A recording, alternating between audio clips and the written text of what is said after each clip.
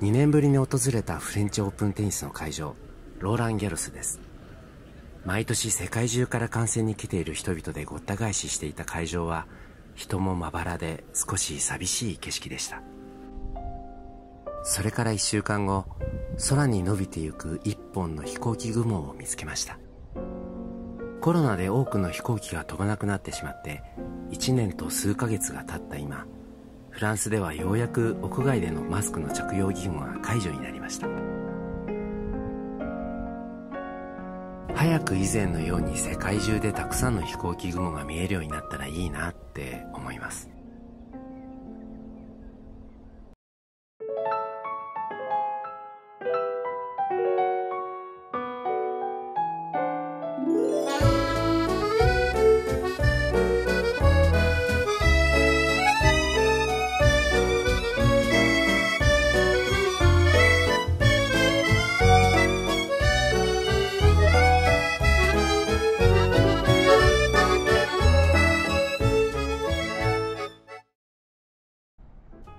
こんにちは、ケイスケです。今、マドレーヌから程近いところにあるルイ16世広場という名前の公園の前に来ています。公園の入り口には必ずこういったプレートが出ていて、その公園の由来だとか、あと禁止事項なんかが記されています。フランスは日本と比較すると確かにペット同伴に寛容なところって多いんですけれど、じゃあどこでも入れるのかというと、そういうわけではなくて、この公園のようにペットが禁止されているところも実はまあまああるんです。この道の先にマドレーヌ寺院があるんですけれど、今日は逆方向に行こうと思っています。今日の気温は22度です。日差しが強いのでもう少し暑く感じています。ただ湿度が低いので日本の暑さとはまた少し異なるんですよね。そこに見える通りはオスマン通りで、今日はこの通りを車に倣って左の方に行ってみようと思っています。今16時過ぎなんですけれど、時計見えますよね。これどう見ても動いてないじゃないですか。とまあ大体フランスの時計ってこんな感じなんです。このオスマン通りをこの方向にまっすぐ歩いていくと、左側にデパートのプランタン、あとギャレリー・ラファエットが見えてきます。バスの中見えましたけどガラガラでしたよね。コロナのこともあってまだバスは比較的空いている車両が多いようです。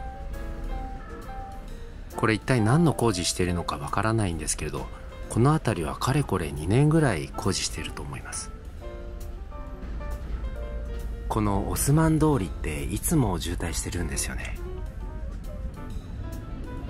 ここはメトロ9号線サントギュスタンの入り口です。このラビクレーフはフランスでオーガニック商品を扱っています。欧州ではここ数年前からビオという有機製品が流行っていて、現在も2桁台の成長を続けています。それでフランス政府は現在有機農業に充てている有用な農地の 8.5% という比率を2027年までに倍の 18% までに引き上げようとしているんですね。ただ消費者にとっては比較にならないほど高い値段がネックになっていて、今後いかに価格を下げていくかというのが今の課題のようです。黄色のパラソルが目立つカフェです。もう少ししたらお客さんで埋まり始めると思います。そういえばフランスってアイスコーヒーってないんですよね。僕はもう全然行かないんで分かんないんですけど、確かスタバにはあったような気がします。あるお店の方に伺ったら、室内よりテラスを選ぶお客さんの方が圧倒的に多いということで、僕はコロナを気にしてですかって聞いたら、テラスがぎゅうぎゅうでもほぼ皆さんテラスに座るよっておっしゃってました。みんなテラスに座りたいんですね。可愛らしい外観のブラスリーです。ここもそうですけれど、パリの交差点には大体カフェとかレストランが軒を出しています。このカラフルなひさしの色がまた映えるのでおしゃれに見えますよね。今日の空はいつもより光が強い気がします。そういえばここの道はリボリ通りの一般車の通行が禁止になってから交通量が確実に増えているようです。とりあえず赤いカフェがある向こう側に渡りますね。よくお店には店名の前にカフェレストラン、あとブラスリーとかって書いてあって、この違いって何なんだろうって思ったことはありませんか？ビストロっていうのもありましたよね。この通りをまっすぐ行くと左側にサンラザール駅が見えてきます。まだ閉まっているとこもあるんだなって見てみたら、久々にクマを見つけました。お店が続々と再開しているので、閉店中のカフェに飾られていたあのクマたちはこれからどこに行くんでしょうね。この建物も曲線がとても綺麗です。やっぱりテラスに人がいる景色っていいですよね。今日はこの方向にブラブラ歩いていこうと思っています。向こう中央に見えるのはソントギュスタン教会です。真っ白な雲が光っています。さっきの話の続きで、お店の種類ってレストラン、ブラスリー、キャフェなどまあいろいろありますけど、一応それぞれ定義があるようなんです。レストランはもともとフランス革命で失業してしまった宮廷の料理人たちが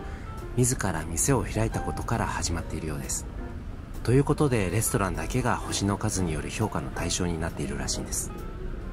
それからカフェは歴史的に見ても哲学、政治、芸術、社会問題などを議論するために人々が集まっていた場所から発祥していて、あのフランス革命はこのカフェで計画されたとさえ言われているようです。この右側にある大きな建物はフランスの陸軍、空軍、海軍関係者の施設で、ホテルやレストラン、あとバーなんかがあるようです。ということでフランスの国旗が高々と建物のてっぺんでなびいています。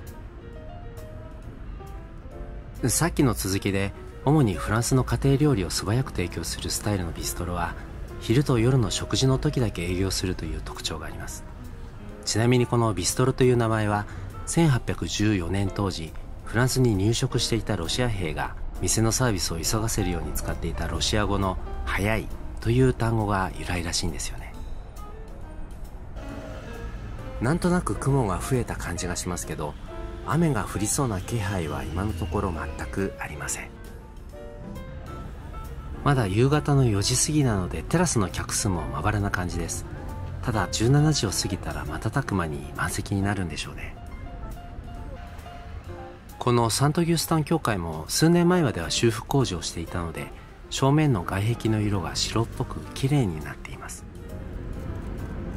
このサントギュスタン教会の真ん前にはジャンヌ・ダルクの銅像が立っています。実はこういった騎馬像はフランスでは男性の君主や軍の指導者だけに許されていた特権だったようで、それぐらい彼女はフランスという国にとって重要な存在だったということなんですね。さっきのアイスコーヒーで思い出したんですけど、日本によくフレンチトーストっていうメニューあるじゃないですか。あれフランスにはないんですよね。お店で聞いたらきっと何ですかフレンチトーストってなると思います。ちょっと子供たちなので撮影は控えたんですけれど、ここの公園ものすごい数の子供たちが遊んでいて、近くに同じぐらいの数のシッターさんがいてびっくりしました。フランスは共働きが多いのでシッターさんがとても多いんです。シッターさんのほとんどはアフリカ系かアジア系です。ここはコロナの検査センターです。パリでは社会保障制度に加入していなくても検査を無料で受けることができます。といっても大半の人は高額な税金で間接的には払ってるんですけどね。サントギュスタン教会の側面後方はご覧のように前方の色とはかなり異なっています。3年前までの修復工事で後方の外壁は手をつけなかったのかもしれません。この時計も時刻は合っていません。時間に対する感覚って国によって全く変わってくるので面白いんですよね。では教会正面の方に回りますね。すすけたような黒っぽい後方とは打って変わってかなり白っぽいファサードです。金色の縁のステンドグラスが綺麗ですよね。何体もの彫刻が施されています。さっきの後方のようにすすけていたこのファサードも数年前にこんなに綺麗になりました。この通りをこのまま北に向かって歩いていきます。この教会のように手間暇をかけて丹念に作られたものっていくつもの世代を超えていつまでも人々の心に響くものであり続けますよね。ということで、この続きはまた次回に。明日もいい日になるといいですよね。それではまた。